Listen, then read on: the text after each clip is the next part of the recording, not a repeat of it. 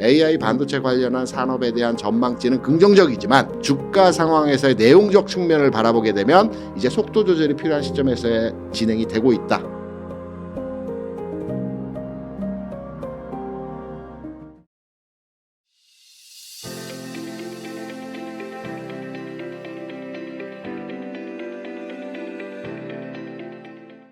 저는 시장에 오래 있으면서 많은 경험을 통해서 여러분들께 시장이 어떻게 흘러가는지 또 어떠한 패턴에서의 움직임을 보여주는지를 알려드리고자 이 네. 자리에 나왔고요. 네. 또 오늘 값진 시간을 통해서 네. 여러분께서 알고자 하는 또 제가 알고 있는 내용들을 여러분께 잘 말씀드려보도록 하겠습니다. 네, 감사합니다. 대표님, 그러면은 요즘 AI 열풍이 뜨거운데요. 그렇죠. AI 열풍부터 한번 여쭤보도록 하겠습니다. 네.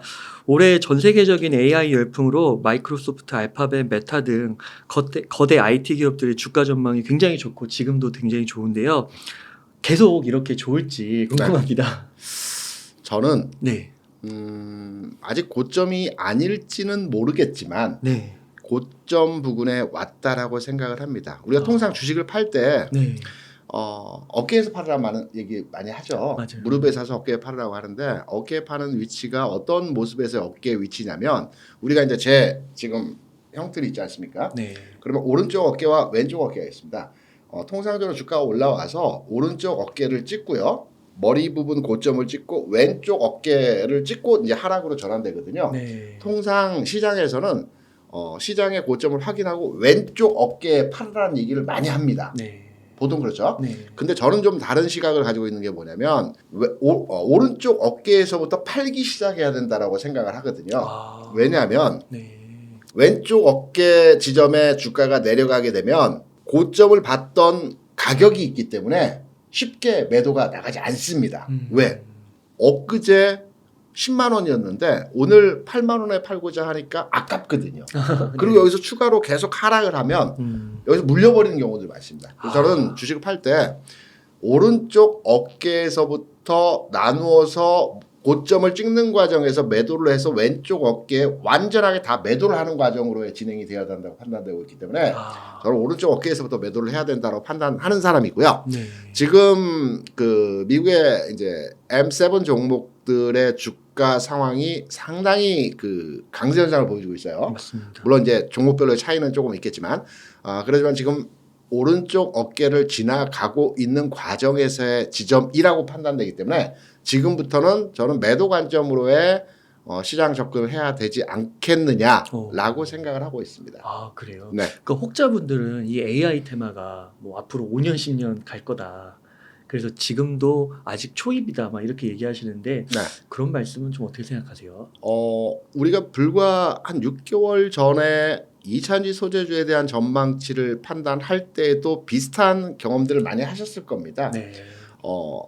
전기차는 앞으로 2030년까지 계속해서 성장하는 산업이기 때문에 관련주들의 주가도 앞으로 10여 년은 더 올라갈 수 있을 것이다라는 얘기들 많이 했죠. 네. 물론 경제 상황과 산업에 대한 전망치는 동일하게 저도 같은 생각 가지고 있어요. 네. 그런데 주가라고 하는 것이 미래 가치에 대한 현재 가격이지 않겠습니까? 그러면 일정 부분 상승하고 나면 조정을 받고 그리고 다시 재상승하는 과정에서의 모습을 보여주는데 네. AI 반도체라고 하는 산업군에 대한 내용 또한 네. 앞으로 미래 산업이기도 하지만 네. 주가적 측면에서는 단기 고점 라인에 들어왔다라고 판단이 되고 있고요. 우리가 이제 이렇게 한번 제가 설명을 드리고 싶어요. AI 반도체라고 한다면 우리가 막연하게 첨단 산업 분야에서의 반도체 산업이다라고 많이 생각을 하시는데 제가 구체적으로 이해하기 쉽게 설명을 드릴게요. HBM 반도체는 여러분 잘 아실 겁니다. 다층으로 쌓아 올린 반도체 칩이라는 말씀을 드리는 거고요. 이 다층으로 쌓아 올린 반도체 칩이 하나의 칩셋을 만듭니다. 네. 그리고 이 칩셋이 데이터 센터에 이제 그 착용되게 되는데 네. 다층으로 쌓여진 반도체는 많은 용량의 그 정보를 송출하고 가져올 수 있는 거죠. 네. 그래서 공간 활용도가 높습니다. 네. 반면에 우리가 통상적으로 이 칩셋이라고 하는 하나의 칩이 보통 한 4만 불에서 5만 불 정도 하거든요. 와, 비싸네요.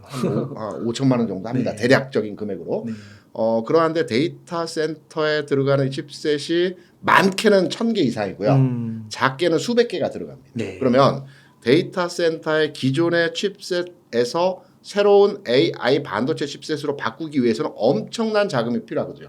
많게는 수조 원의 자금이 들어가는 거고요. 작게는 수천억 원의 자금이 들어가게 됩니다. 그러면 기존에 운영하고 있는 데이터 센터에 대해서 지금도 잘 활용되고 있는데 많은 정보 효율성을 위해서 AI 칩셋으로 바꿔야 되거든요. 그러면 여기다 비용 부담이 크거든요. 네. 이게 그러한 이유로 인해서 단기간 내에 많이 이 변화되는 현상들이 아니고요. 지금 현재 AI 반도체라고 불리는 칩셋으로 지금 변경된 비율이 대략 한 17%가 됩니다. 네.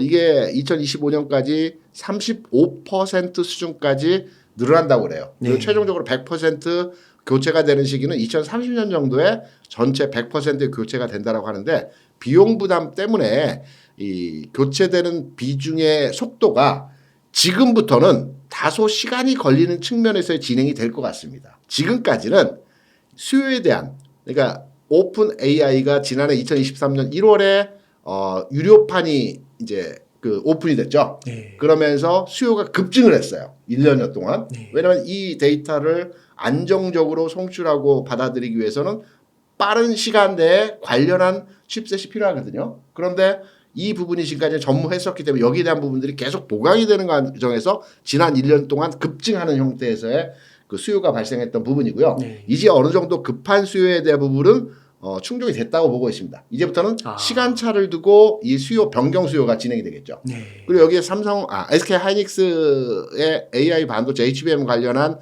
매출 구조적 측면에서 상황을 보게 되면 뭐 엄청나게 매출이 늘어난 것이 아니고요. 전체 매출에서 대략 한 13% 정도 됩니다. 아직은.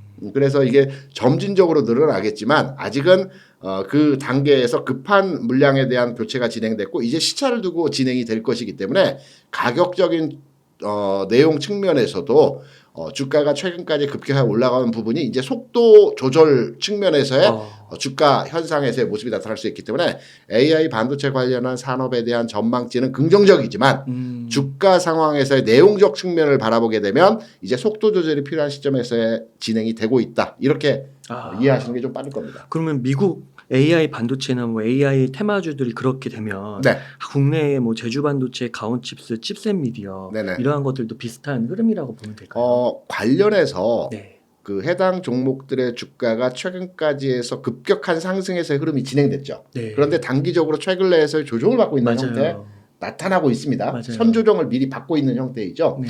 이런 과정에서의 그 가격 진행이 당분간의 현상에서 좀 더 진행될 가능성이 크다라는 측면으로 해석이 되기 때문에 네. 관련한 종목군에 대한 시세 탄력도는 이제 이전과 같은 탄력도의 측면보다는 주가가 일정 부분 하락하게 되면 일정 부분의 반등이 나오겠지만 이게 주가의 반전이 아닌 반등의 과정에서의 주가 흐름이 나타날 수 있다는 측면으로 이해가 되고요. 네. 관련해서 투자 종목에 대해서도 해당 지점으로의 투자 포인트로서 접근을 하셔야 될 것입니다. 그렇군요.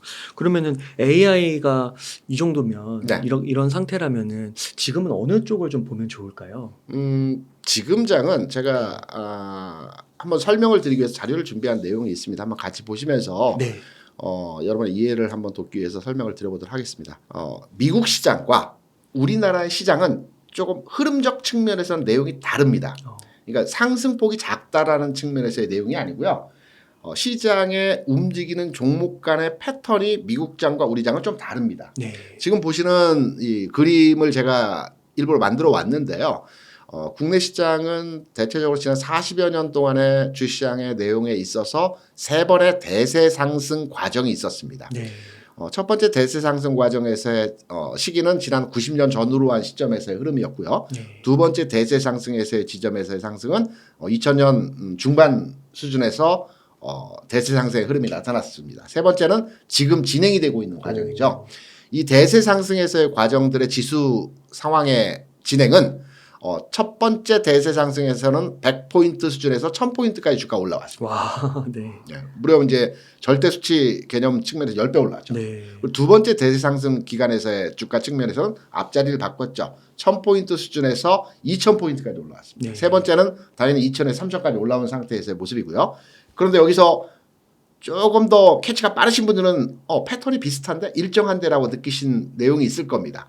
한 번의 상승이 있고요. 두 번째의 리바운딩 상승이 있었습니다. 네. 항상 동일한 패턴의 흐름들이 동일하게 진행됐고요. 지금 장세에서도 마찬가지로 한 번의 상승이 있었고 지금 두 번째 상승으로 가는 과정에 있다라고 보고 있습니다. 네. 그럼 여기서 종목의 내용의 측면에서 한번 판단을 해봐야 되겠죠. 네. 반도체가 갈 것인지, 2차전지가 갈 것인지, 아니면 또 다른 어떤 제3의 종목이 갈 것인지를 앞으로의 장세에 대해서 과거 주가로 통해서 한번 예상을 해보게 되면 네. 첫 번째 상승장은 금융장세입니다. 네. 금융주가 가서 금융장세가 아니고요.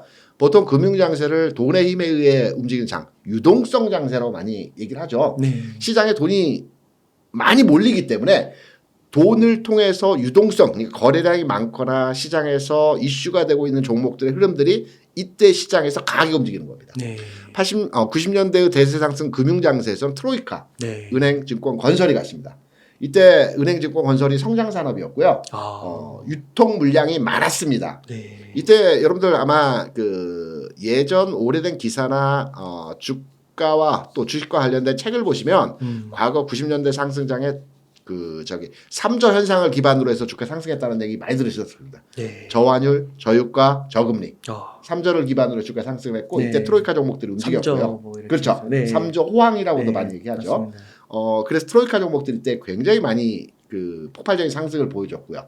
그리고 나서 주가가 일정 부분 조정을 받습니다. 과도기죠. 그리고 두 번째 실적 장세에서는 모든 종목이 가지 않습니다. 금융장세에서는 유동성 기반으로 한 상승이기 때문에 90년대에는 트로이카 종목들이 갔지만 전체적인 종목도 같이 따라서 움직이는 형상에서의 모습이 나타났어요. 네. 그런데 두 번째 장에서는 선별화된 종목들만 갑니다. 다 가지 않습니다. 네. 실적 장세 지난 90년도에는 저퍼주들이 갔습니다. PER이 낮은 종목들.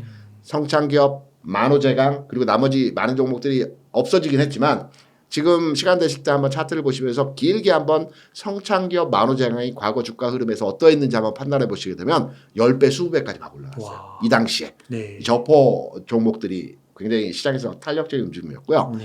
그리고 나서 2000년 중반에 시장에서의 금융장세에서는 어떠한 돈들이 모였냐면 이때 펀드가 활성화되면서 바이코리아 펀드, 박현주 펀드 등등등의 수많은 펀드들이 국내에 출시됐고 100조 원의 규모의 펀드가 조성이 됐고 이 펀드를 기반으로 해서 시장이 움직였습니다. 이때 금융장세 성격에서의 시장은 전체 경기민감주 중심으로 해서 모든 종목들이 움직였죠. 네. 석유화학주, 철강주 네. 뭐 이런 중국 경기 호전되는 상황 하에서 동반한 연쇄적인 영향을 받을 수 있는 국내 기업들이 이때 주가 좋았습니다. 전체적으로 움직였죠. 네. 그리고 나서 뭐 금융위기가 있었지만 이 과도기적 국면에 한 번의 흐름이 있었고요. 두 번째 실적 장세에서는 칠공주 종목만 갔습니다. 네. 기억하실지 모르겠지만 칠공주라고 그래서 시장 내에서 앞으로 빛을 발할 수 있는 또 빛을 발하고 있는 기업 상태가 좋은 회사들. 그 당시에 칠공주 종목들이 자문사 종목으로 해서 움직임을 보여줬는데요. SK하이닉스, 삼성항공, 지금 하나 에어로스페이스로 바뀌었죠. 네. 빅딜이 일어나면서 그리고 삼성전기, 기아, LG화학, SDI 뭐 이런 종목들만 갔습니다. 다른 종목들 안 갔어요. 네. 그래서 이 당시에 시장 상황에서의 흐름들은 내 종목은 안 가고 왜 이 종목들만 가는 거야? 굉장히 소외됐다, 박탈됐다. 뭐 이런 포모라고 지금 많이 얘기하시는데 그 당시에는 포모라는 용어가 없었기 때문에 상대적 박탈감이 심한 장이라고 많이 얘기했습니다. 네. 그러나 시장이 10년 동안 또 횡보장세 거친 이후에 이 부분은 기억하시겠죠. 고객 내탁금이 75조까지 늘어나면서 2차전지, 바이오 뭐 등등의 많은 종목들이 이때 시장에서 이때 성장주라는 얘기가 많이 나왔거든요. 네. 그래서 이때 금융장세 성격에서의 유동성을 기반으로 해서 움직임이 나타났고요. 앞으로 나오는 장세는 실적 장세입니다. 그러면 제가 판단하는 기준에서의 실적 장세에서 움직이는 종목들은 최근에 시장에서 핫한 내용이죠. 저PBR 종목들. 네. 이 종목들이 단기 시세 형성에서의 최근까지 움직임이 나타났지만 이들 종목이 시세를 선도하고 시장을 움직이면서 전체 분위기를 끌고 가는 형태에서 시장이 나타날 것이다. 단 저 PBR 종목들이 지수를 끌고 가지는 못합니다. PBR이 낮기 때문에 저평가돼 있다라고 볼 수는 있지만 시장 내에서 시총 비중이 큰 종목들은 아니라고 볼 수가 있겠죠.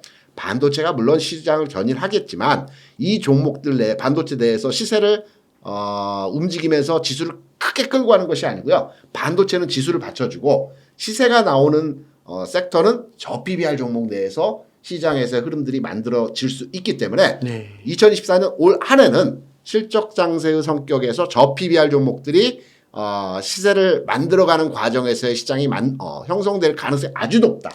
과거 패턴들을 판단해 보게 된다면. 네. 그래서 지금 단기 구간에서 일정 부분 상승이 나왔지만 이 상승이 나온 종목들에 대해서 지속적으로 관심을 가져야 된다는 측면에서 시장을 바라보고 있죠. 네. 그럼 저 PBR이라고 하면 네. 뭐 1 미만 뭐 이렇게 보면 될까요? 아닙니다. 아, 네. 우리가 저 PBR이라고 해서 1 미만의 기업에 대해서 관심 갖고 그 종목들에 대한 내용들로 판단을 하죠. 네. 전혀 다른 내용입니다. 아, 그래요. 물론 저 PBR 종목이라고 해서 1 미만 기업이 저 PBR이죠. 네. 그런데 산업 간의 섹터 간의 적정 PBR이 있습니다. 네. 그러니까 기업 가치 내용으로 판단하는 것이 아니고 예를 들어서 반도체나 2차 전지나 IT 기업들 같은 경우는 PBR 기준으로 1배 수준으로 평가하게 되면 저평가이거든요. 아, 그래요. 저평가이죠. 네. 단순하게 우리가 1배로 따져서 판단하는 것이 아니고 네. 회사 가치 즉 측면에서 왜냐하면 IT 회사 같은 경우는 지금 뭐 회사에 가지고 있는 현금성 자본이라든가 책상이라든가 요 가치만을 따져서 그 회사를 판단할 수 없거든요. IT는 무형의 자산이 있지 않습니까? 그렇죠. 이 자산에 대한 제대로 된 평가가 이루어져야 됩니다. 네. 그래서 IT나 2차전지나 뭐 반도체나 성장 섹터에 있는 산업군에 대한 그 종목들은 PBR을 1로 맞추면 안 되는 거고요.